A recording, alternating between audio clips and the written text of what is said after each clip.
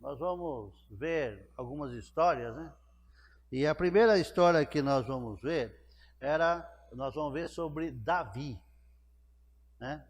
E é uma passagem que a gente estudando o livro de Crônica, a gente vai encontrar e vai ver a maravilha dessa passagem. Davi estava fugindo de Saul. Saul queria matar Davi porque Davi ia ser rei no lugar dele. E interessante que Davi não queria fazer mal para Saul, mas Saul não se interessava com isso, ele queria acabar com Davi. E nessa época, Davi tinha fugido até um local de difícil acesso, né? E chegando lá, ele se homiziou numa caverna e ficou escondidinho lá. Pense bem, os filisteus estavam guerreando com Davi. Saul guerreando com Davi. E Davi estava muito triste. Davi se encontrava lá, cansado. Davi estava exausto, um lugar agreste, um lugar ruim de se ficar. E às vezes a gente se apega em certas situações da nossa vida e a gente faz a mesma coisa que Davi vai fazer. E Davi começa a pensar no passado, né? E Davi começa a pensar no passado e fala: como era bom tomar água do poço de Belém, que fica junto à entrada. Por quê? Ele naquele lugar, sem água, cansado, como seria bom ter uma jarra de água geladinha, fresquinha, mas impossível. Os exércitos dos filisteus estavam lá em Belém. Os exércitos de Saul estavam acossando Davi. E é interessante que ele fala, mas 3 soldados ouvem a Davi. E esses 3 soldados, bons soldados, soldados que confiavam em Davi, eles saem lá da caverna, se esgueirando entre as pedras, subiram, foram até Belém, que estava cercada pelos filisteus, conseguiram entrar até o poço, onde estava o poço de Belém. Pegaram um jarro e encheram de água do poço de Belém. Olha que coisa linda, que coragem desses homens. Eles se arriscam para levar água para o seu comandante. E a parte interessante é que eles chegam com essa água, com aquela jarra de água geladinha, fresquinha, e ofertam a Davi: olha, Davi, esse aqui é a água que você tanto sonhava em beber. Eu devo imaginar a cara de Davi quando ouviu aquela jarra cheia de água e aqueles soldados emocionados porque estavam levando a água para Davi. E Davi olha aqueles homens e ele esquece da água e ele pensa nos homens. Ele pensa nos homens: vocês não podiam fazer isso, vocês podiam ter morrido, Isso você já pensou? Se vocês tivessem morrido, o meu pesar seria muito mais grave ainda. Por quê? Eu seria culpado do sangue derramado. Interessante que no livro de 1 Crônica, no capítulo 11, do 17 em diante até o 19, narra essa maravilha de passagem de um homem que vai fazer a diferença no mundo. Mas vai fazer a diferença por quê? Porque ele não pensa nele, ele pensa no próximo. Quando a gente pensa no próximo, Deus se alegra com a gente. Às vezes a gente fica pensando, mas Davi foi isso, Davi foi aquilo, e Davi era um homem segundo o coração de Deus. E estudando a história de Davi, nós vamos perceber por quê. Porque Davi era diferenciado. E interessante que ele vai falar, vamos lá no livro de Crônica, vamos lá, versículo 17, suspirou Davi e disse, quem me dera beber água do poço que está junto à porta de Belém. Foi uma frase que escapou de Davi. Por quê? Estava muito sofrendo. Davi foi ungido jovem. E desde quando foi ungido, ele teve só sofrimentos. Ele não teve refresco. Era melhor Davi continuar cuidando das ovelhas lá de pai Jessé.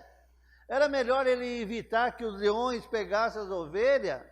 Mas em vez disso, o que acontece com Davi? Ele começa uma jornada de preparação que Deus lhe impôs.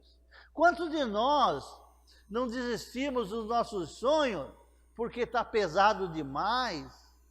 Quantos de nós sentamos na nossa cama ou conversando com nossos entes queridos, uma faculdade dá 3, 4 anos, é muito tempo. Ir na igreja todo domingo é cansativo. Está acontecendo isso, está acontecendo aquilo. Davi passou por poucas e boas.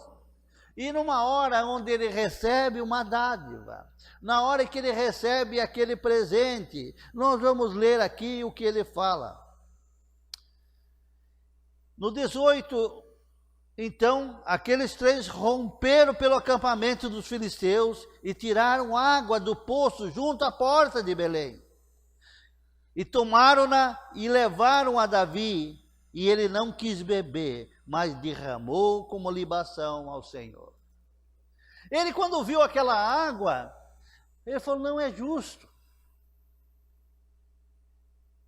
Esse sacrifício de 3 homens que arriscaram a vida, eu vou oferecer ao meu Deus Criador, ao meu Deus poderoso, ao Deus dos exércitos. E pegou aquela jarra e derramou como oferta ao Senhor.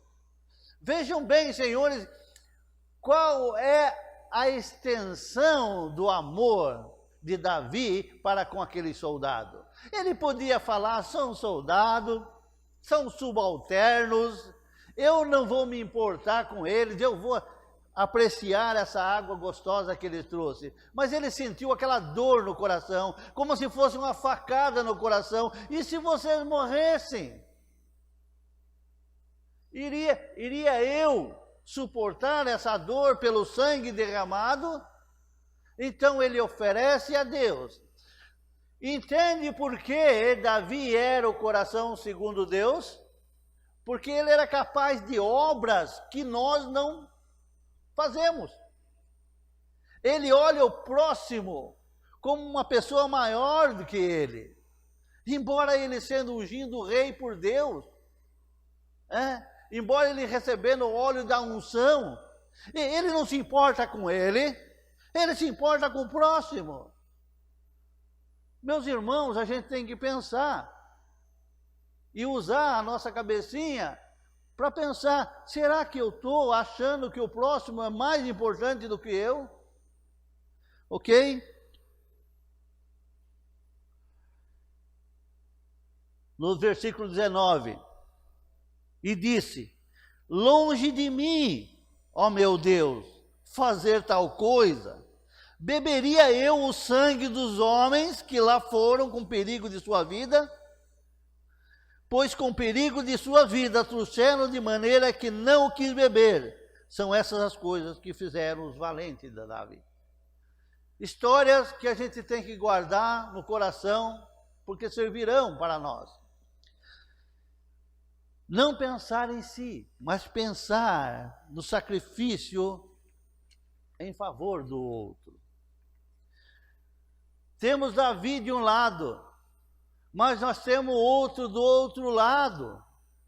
Nós temos a história de um homem que vocês conhecem e estudam ele, a história de Napoleão Bonaparte. Napoleão Bonaparte, ele conquistou, com 24 anos, ele já era general. Durante um breve tempo, ele conquistou a Itália, ele conquistou parte da Rússia, né? E conquistou os municípios todos da França. Grande homem. Interessante porque eu vou falar de Bonaparte, porque ele foi preso quando ele estava em guerra e a batalha de Waterloo, os que são estudados vão se lembrar, ele foi aprisionado e foi levado para a ilha de Santa Helena e ficou 6 anos na ilha de Santa Helena até a sua morte.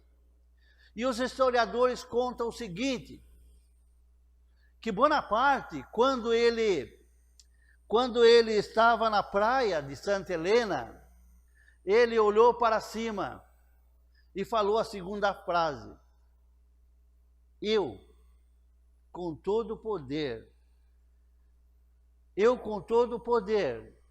de conquista, estou aqui preso na ilha de Pátmos.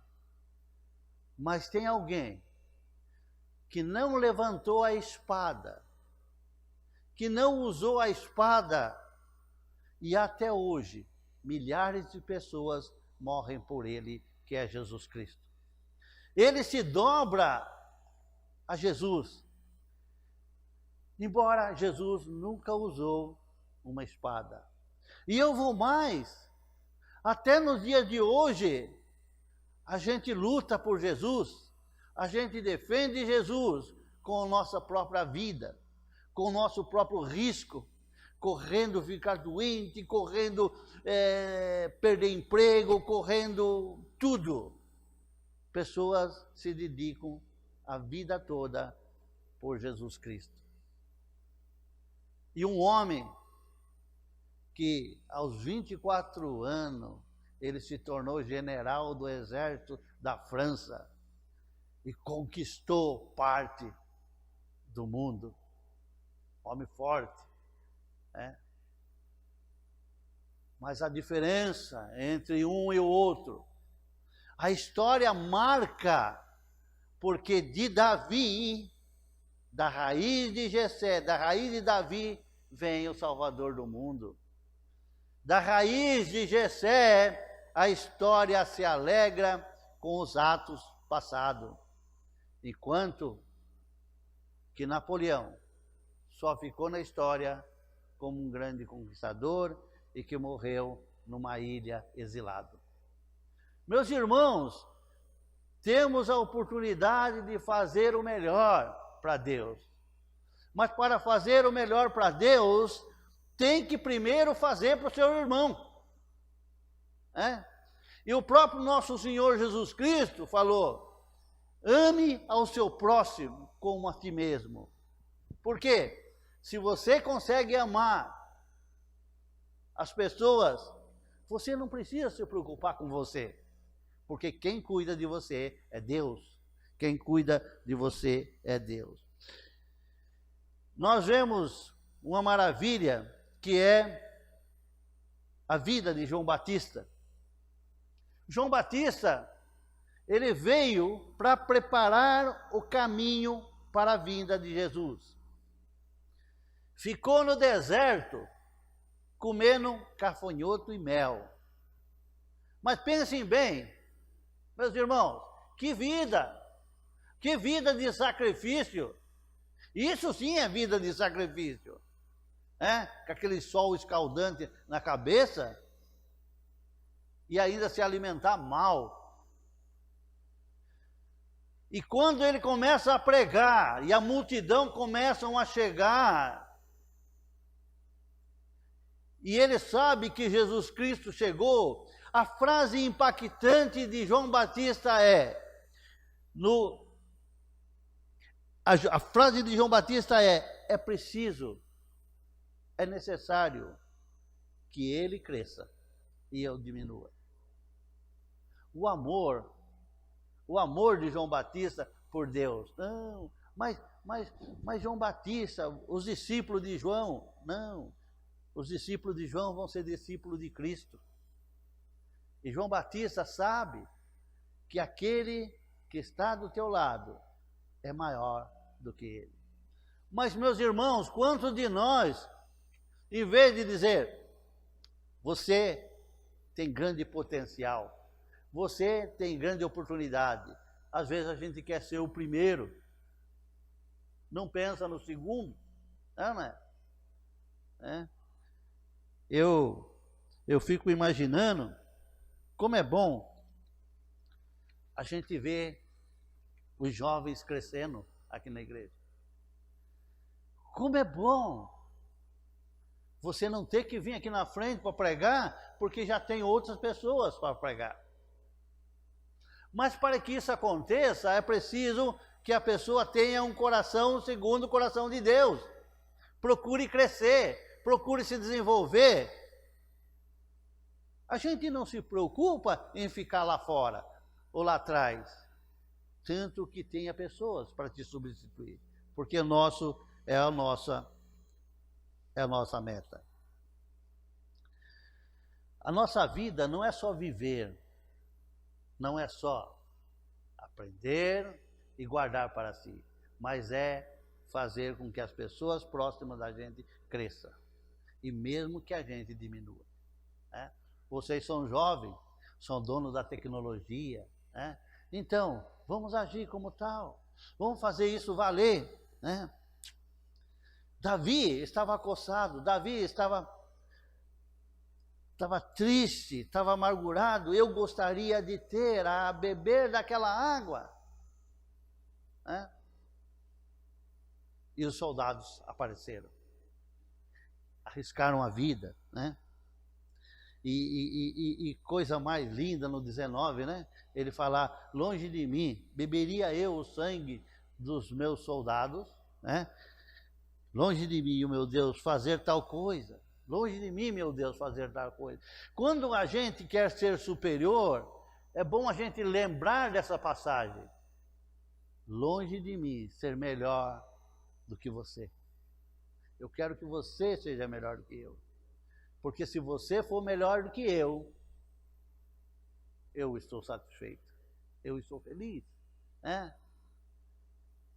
Eu, quando comecei a fazer o gesto e apareceu os ajudantes, e quando eles conseguiram, eu fico feliz por isso, muito feliz, porque o nosso trabalho na igreja faça o seu próximo feliz, deixe o seu próximo crescer, e aí então você vai ter um coração segundo o coração de Deus, porque foi essa a promessa dele. Ame o seu próximo como a si mesmo. Ame ao seu próximo. Jesus Cristo no livro de João, no capítulo 13, ele deu um grande exemplo. Os discípulos cansados, exaustos de andar o dia todo naquele sol escaldante, sentam, aquelas sandálias que os dedão ficam meio abertos, porque aquelas sandalhonas assim, a parte mais suja é o pé, porque o cara não tinha sapato fechado, Jesus dá o maior exemplo de prioridade ao seu próximo. E Jesus pega uma toalha, põe a toalha na cintura. A cena, tentem imaginar a cena. Os discípulos todos sentados, e aí então, com os pezão lá, muita vontade. O costume dos judeus era lavar as mãos. Mas a Bíblia não fala das mãos. Vai falar de um ponto muito mais forte, os pés. Porque os pés era trabalho de escravo fazer isso. Quando você chegava numa casa, vinham os escravos, pegavam umas bacias, iam lá e lavavam os pés dos visitantes. Para quê? Para que eles se refrescassem. Parece que é uma coisa incrível, né? Você lava os pés, parece que limpa tudo, né? Fica tudo limpo. E o trabalho de Jesus era ser servido, mas em vez disso ele põe a toalha, ele vai até lá e lava os pés de seus discípulos. E os discípulos vão falar: não, Senhor, isso não. É preciso que se faça. E João, e Pedro, e todos eles estão sentados ali. E ele se abaixa e começa a lavar os pés. Mas quantos de nós já esquecemos desse detalhe? Que nós temos que servir o próximo e não a nós mesmos. Porque servindo o próximo, nós desenvolvemos o amor de Deus. Porque não existe ninguém acima do seu próximo. E você, sendo aquele que serve, é mais valoroso do que é servido. Porque você entra na classe da humildade. Por que você é humilde? Porque não tem coisa mais importante, não tem pessoas mais importantes do que estar lavando os pés das pessoas. Então, meus irmãos, em João 13, ele que fala que é muito importante, A Bíblia vai dizer também no versículo que Jesus amou o mundo de tal maneira que deu o seu Filho. Mas na oração de Jesus, no 13, ele vai falar: Deus amou até o fim. Ok? O que nós temos de levar de lição? Que Deus nos ama até o fim. Então nós devemos amar os nossos irmãos quando? Até o fim. Enquanto eles estiverem aqui, cheio de problema, cheio de cansaço, cheio de dúvidas, o nosso papel é amá-los até o fim. É valorizar eles. Ok, meus irmãos? Então, meus irmãos, vamos guardar a história de Davi. Leiam nas suas casas. Eu sei que tem gente que vai ler nas suas casas. Entendeu? Essa história maravilhosa. Onde os soldados se arriscaram para servir aqueles que ele achavam que era merecedor, que era Davi. Mas o merecedor não se achou digno daquele sacrifício e deu o sacrifício para aquele que merece, que é Deus. Derramou aquela água para Deus. Vocês já imaginaram todos os soldados cansados, com sede, e aí viram aquela água sendo derramada? Eu estou oferecendo a Deus esse seu sacrifício. Que Deus possa receber o nosso sacrifício e que nós façamos não aquilo que nós queremos, mas aquilo que é preciso ser feito. Ontem, conversando com Janete, E nós estávamos falando sobre Itanhaém, né? E eu pretendia não ir para Itanhaém, mas aí a gente... mas quem vai pregar? Quem vai dar aula? Não tem ninguém. Não tem ninguém. Então, a gente não faz o que quer. A gente faz o que precisa ser feito. E nós vamos hoje, né? Se Deus quiser. Então, meus irmãos, eu quero que vocês levem essa mensagem de Davi para suas casas, para guardar no seu coração. É uma mensagem de otimismo, de agradecer a Deus por tudo de bom que Ele tem feito. E às vezes, quando vocês receberem alguma coisa, quando alguém fizer alguma coisa para vocês, lembre-se, isso deve ser oferecido a Deus. E vai subir com um aroma suave. E vai subir com um aroma suave diante de Deus. E Jesus vai falar, olha, valeu a pena. Valeu a pena morrer por esse povo. Obrigado.